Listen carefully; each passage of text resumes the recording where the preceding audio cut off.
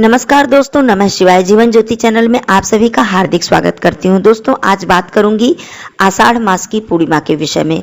वैसे तो प्रत्येक मास की पूर्णिमा का विशेष महत्व होता है हमारे हिंदू धर्म में, और पूर्णिमा का व्रत, पूर्णिमा के दिन स्नान दान, सत्यनारायण जी की कथा का श्रवण करना, पीपल पूजन करना, सब कुछ ही विशेष फलदायी होता है। इस दिन चंद्रदेव जी की पूजा करने का विशेष महत्व होता है। भगवान भोलेनाथ जी का अभिषेक करने का भी विशेष महत्व होता है। आषाढ़ पूर्णिमा इसलिए भी बहुत ही महत्वपूर्ण है क्योंकि इस पूर्णिमा को गुरु पूर्णिमा के नाम से जाना जाता है, क्योंकि इस दिन महर्षि वेदव्यास जी का जन्मदिन है और महर्षि वेदव्यास जी गुरुओं के गुरु अर्थात महागुरु माने जाते हैं। इसलिए इस पूर्णिमा को व्यास पूर्णिमा और गुरु पूर्णिमा के नाम से भी जाना जाता है। दोस्तों, पूर्णिमा तिथि का अत्यधिक महत्व हमारे धर्म ग्रंथों में है, क्योंकि पूर्णिमा तिथि का व्रत करने से, इस दिन स्नान दान करने से, इस दिन सत्यनारायण जी की कथा का श्रवण करने से, चंद्रदेव जी की पूजा करने से, श्री हरि विष्णु भगवान और माँ लक्ष्मी जी की पूजा करने से, भगवान भोलेनाथ जी की पूजा करने से हमारे सुख सौभाग्य में वृद्धि होती है। और पूर्णिमा का व्रत रखने वाले जो भी जातक हैं, उनके घर में हर प्रकार से सुख समृद्धि सदा बनी रहती है और उन्हें मानसिक शांति की प्राप्ति भी होती है। तो सबसे पहले आप लोग जानेंगे कि आषाढ़ मास की पूर्णिमा कब रखी जाएगी, किस तारीख को रखी जाएगी, तिथि की जो शुरुआत है वो कब होने वाली है और इसका समापन कब होने वाला है, व्रत किस दिन धारण किया जाएगा और स्नान दान की पूर्णिमा कब होगी। तो ये सारी बातें आप लोग जानेंगे। विशेष उपाय हम क्या कर सकते हैं, कौन कौन से लाभ इस व्रत को रखने से हमें मिलते हैं, सारी जानकारी आपको मिलने वाली है। वीडियो में अंत तक जरूर बने रहिएगा। चैनल पे पहली बार है तो चैनल को सब्सक्राइब कर लीजिएगा। वीडियो पसंद आता है तो इसे एक लाइक जरूर कीजिएगा। कमेंट बॉक्स में नमः शिवाय जरूर लिखिएगा। दोस्तों, सबसे पहले मैं बता दूं कि पंचांग के अनुसार इस साल जो आषाढ़ पूर्णिमा का व्रत है वो 3 जुलाई दिन सोमवार को रखा जाएगा। सोमवार के दिन पूर्णिमा पड़ने से इसका महत्व और भी अत्यधिक बढ़ जाता है, क्योंकि सोमवार का जो दिन है ये चंद्रदेव जी का दिन है, भगवान भोलेनाथ जी का दिन है। और पूर्णिमा का जो व्रत है इसमें चंद्रदेव जी की पूजा करने का विशेष विधान होता है। बिना चंद्रदेव जी की पूजा किए हमारा व्रत संपूर्ण नहीं माना जाता है।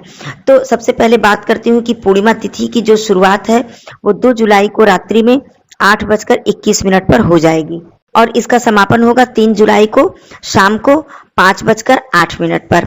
दोस्तों, वैसे तो पूर्णिमा के दिन जो व्रत रखा जाता है वो पूर्णिमा के एक दिन पहले रखा जाता है, अर्थात रात्रि व्यापिनी पूर्णिमा के दिन रखा जाता है। लेकिन इस बार 8:21 पर पूर्णिमा तिथि की शुरुआत हो रही है, तो इसलिए जो चंद्रोदय का समय होगा, जो चंद्रोदय होगा वो पूर्णिमा तिथि पर नहीं होगा। तो इसलिए 3 जुलाई को ही स्नान दान की पूर्णिमा और व्रत की पूर्णिमा, इसी दिन सत्यनारायण जी की कथा का श्रवण, सब कुछ 3 जुलाई को ही करना उचित होगा।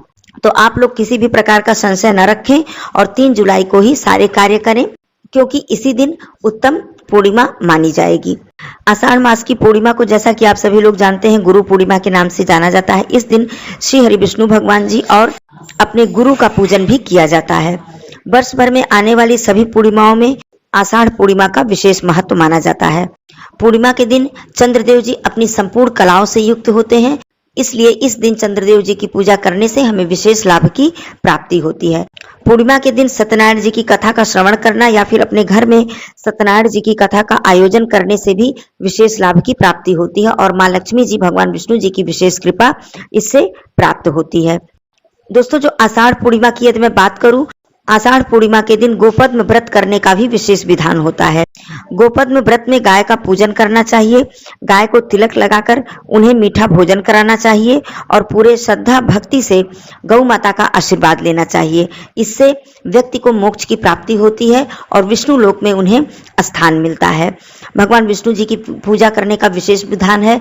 इस दिन संध्या के समय माँ लक्ष्मी जी की पूजा करें, भगवान विष्णु जी की पूजा करें और उनकी आरती करें, मीठा भोग प्रसाद अवश्य अर्पित करें।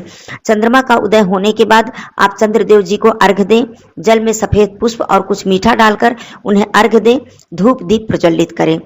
पूर्णिमा तिथि के दिन सुबह के समय भगवान भोलेनाथ जी का गाय के कच्चे दूध से अभिषेक करें। यदि गाय का कच्चा दूध नहीं उपलब्ध है तो आप गंगा जल से भी अभिषेक कर सकते हैं। आषाढ़ पूर्णिमा के दिन दोस्तों सरस्वती पूजन करने का भी विशेष महत्व है। माँ सरस्वती जी की पूजा करने का इसलिए विशेष महत्व है क्योंकि इस दिन गुरु पूर्णिमा है और गुरु हमें शिक्षा और विद्या प्रदान करते हैं और माँ सरस्वती जी भी शिक्षा और विद्या की देवी हैं। तो इसलिए इस दिन सरस्वती पूजा करने का भी विशेष विधान होता है।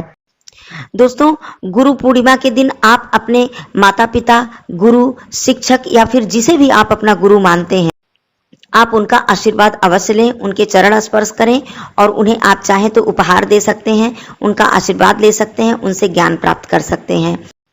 अपने गुरु के प्रति स्नेह और आभार प्रकट कर सकते हैं, क्योंकि यह गुरु पूर्णिमा का व्रत गुरु के लिए ही समर्पित होता है। दोस्तों, गुरु पूर्णिमा को व्यास पूर्णिमा के नाम से भी जाना जाता है, क्योंकि यह दिन है, ये महर्षि वेद व्यास जी का जन्मदिन है और वेद व्यास जी ने वेदों की रचना की थी। इस कारण ही उन्हें वेद व्यास के नाम से पुकारा जाने लगा। पूर्णिमा तिथि के दिन आप सभी लोग ब्रह्म मुहूर्त में उठें और साधारण पानी में ही गंगा जल डालकर स्नान करें। यदि आप पवित्र नदी में स्नान कर पाते हैं तो बहुत ही उत्तम है। इस दिन सूर्यदेव जी को अर्घ्य अवश्य दें, माँ तुलसी जी की पूजा करें, भगवान भोलेनाथ जी की पूजा करें, श्री हरि विष्णु भगवान और माँ लक्ष्मी जी की पूजा करें।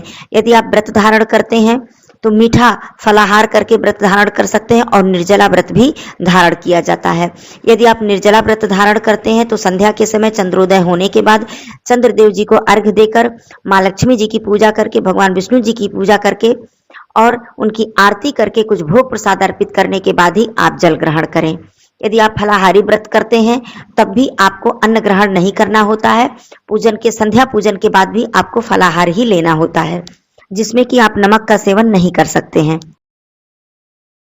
दोस्तों, पूर्णिमा का जो व्रत है ये हमें मानसिक शांति प्रदान करता है, आर्थिक रूप से भी हमारी जो समस्या है वो दूर होती है और हमें भगवान विष्णु जी, माँ लक्ष्मी जी का विशेष आशीर्वाद प्राप्त होता है। आप लोग पूर्णिमा तिथि का व्रत करें और आप लोग देखेंगे कि आपके जीवन की बहुत सारी समस्याओं का समाधान पूर्णिमा व्रत से होगा।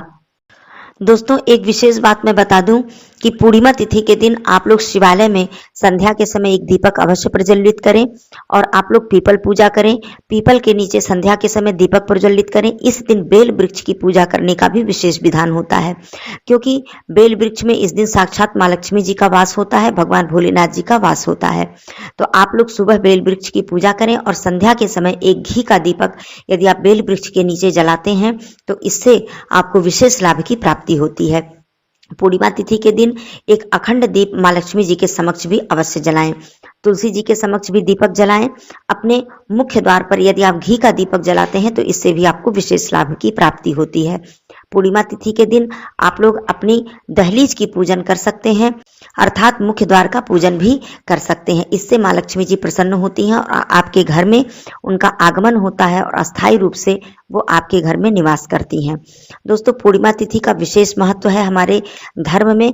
आप लोग पूर्णिमा तिथि के दिन यदि व्रत धारण नहीं कर पाते हैं तो इस दिन आप लोग सात्विक भोजन ग्रहण करें, मांस, मदिरा या किसी प्रकार का तामसिक भोजन ग्रहण न करें, लहसुन प्याज का सेवन न करें और पूर्णिमा तिथि के दिन जितने भी विधान हैं पूजन के वो सारे आप लोग करें।